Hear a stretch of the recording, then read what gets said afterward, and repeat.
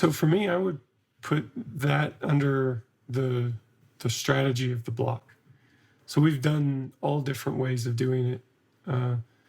I would say the default way to do it now is to keep the RPE constant. So you would decide what kind of, we would call it a protocol, what protocol gets you the training effect that you're after. And maybe that's 3 reps at an 8 RPE.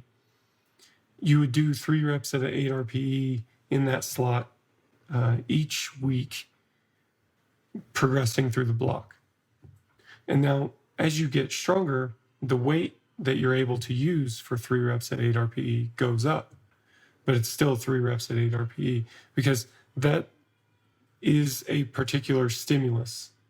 You know, that training load, your body doesn't necessarily know the weight on the bar. I mean, that's a bit of an oversimplification, but if you think about it from the perspective of a muscle, it's tension and duration. You know, so in a way it is kind of the weight on the bar because the weight on the bar is going to determine the contraction velocity.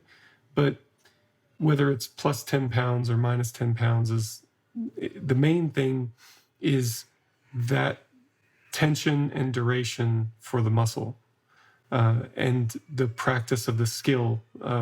There's it's the same thing, tension and duration, from an overall coordination standpoint as well.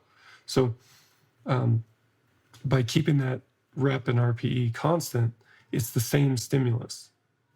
And when we develop a training block, what we want to do is to choose a stimulus that we have good reason to believe will give us the results that we're looking for.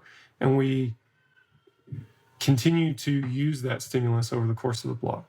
And we're monitoring the athlete's results as they go through.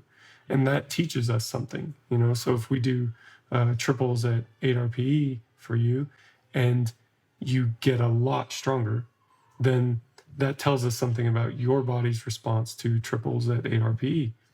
And conversely, if you don't get much stronger, then that tells us maybe that's a protocol that's not working for you.